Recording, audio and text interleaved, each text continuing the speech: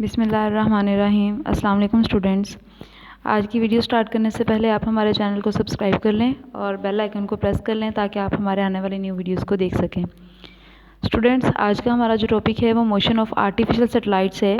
हमने artificial satellites के motion को डिस्कस करना है कि वो किस तरह से मूव करते हैं या किस तरह से रिवॉल्व करते हैं। तो इनकी मोशन को हम ऑर्बिटल मोशन कहते हैं, क्योंकि अपने फिक्स पॉइंट पे या फिक्स ऑर्बिट में मूव करते हैं, इसलिए हम इनको ऑर्बिटल मोशन कहते हैं। तो ऑर्बिटल मोशन के लिए हमारे पास एक चीज़ जो है वो एक फ़ोर्स का होना ज़रूरी है। वो फ़ोर्स है सेंट्रीपिटल फ़ोर्स। सेंट्रीपिटल फ़ोर्स ही वो फ़ोर्स है जो किसी भी चीज़ को ऑर्बिट में मूव करवाती है या सर्कल में मूव करवाती है।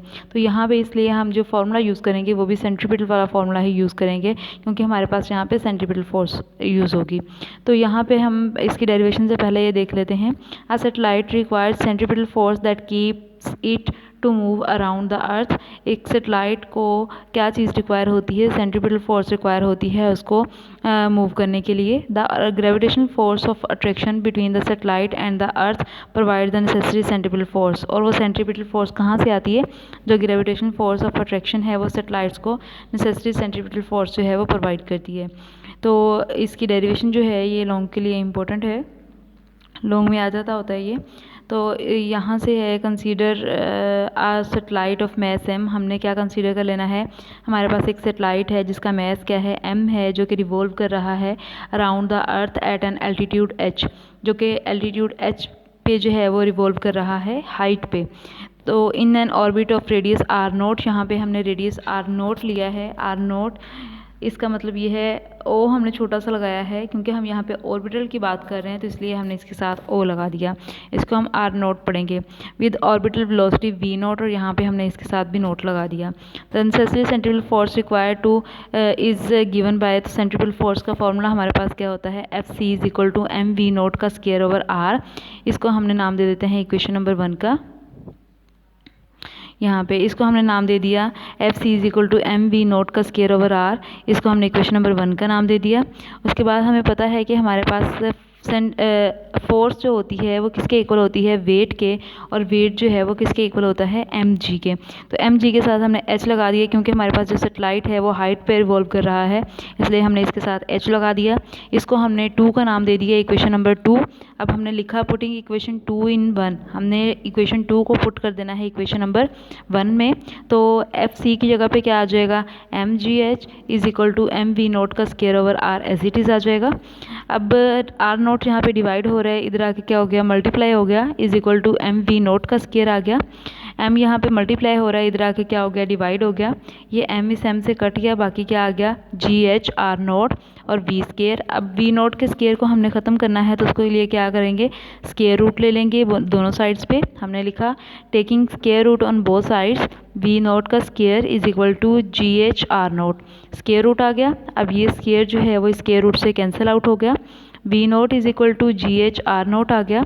उसके बाद हमारे पास ये, अब जब हमारे पास जो आर नोट है ये हमारे पास यहाँ पे इक्वल है आर प्लस एच के, क्योंकि यहाँ पे आर नोट जो है वो हम टोटल रेडियस कह रहे हैं, लेकिन हमारे पास टोटल रेडियस जो है वो किसके इक्वल होता है? आर जो है ये centre of earth, radius of earth है, और एच जो है वो एल्टीट्यूड है।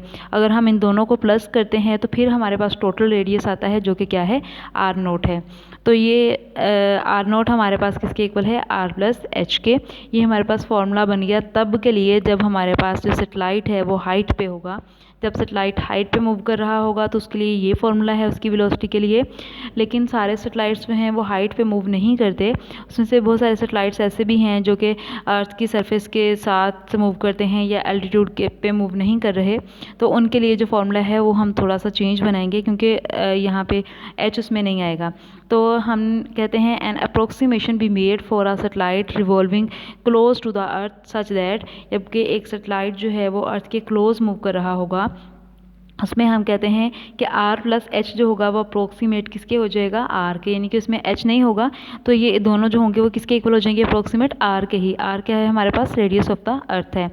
उसके बाद है एंड जी एच जो है वो अप्रोक्सीमेट क्या हो जाएगा? G, क्योंकि यहाँ पे हमें H की ज़रूरत नहीं है। अब हम R प्लस एच की जगह पे क्या पुट कर देते हैं? R, और जी एच की जगह पे क्या पुट कर देते हैं? G। तो ये v naught as it is आ गया। यहाँ पे जी एच की जगह पे क्या आ गया? G, और R प्लस एच की जगह पे क्या आ गया? R।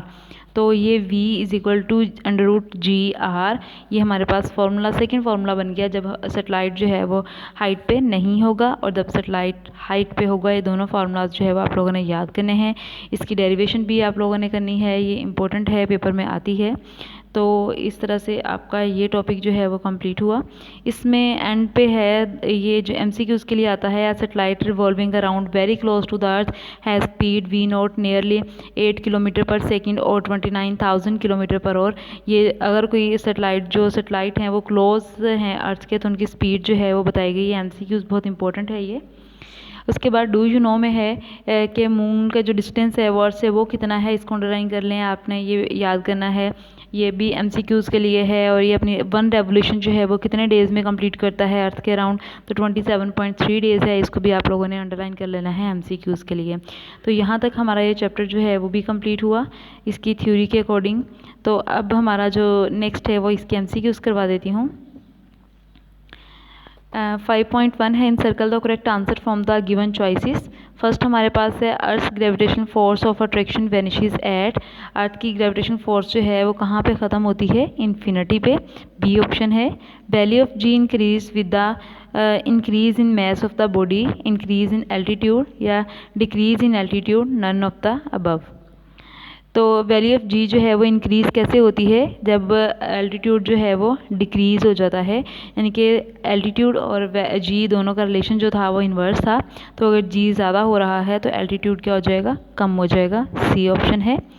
The value of g at a height 1 earth radius above the surface of the earth, ये आपने टॉपिक में पढ़ा है कि 1 अर्थ रेडियस पे हमारे पास वैल्यू ऑफ जी जो है वो 1/4 हो जाती है, डी ऑप्शन आ जाएगा।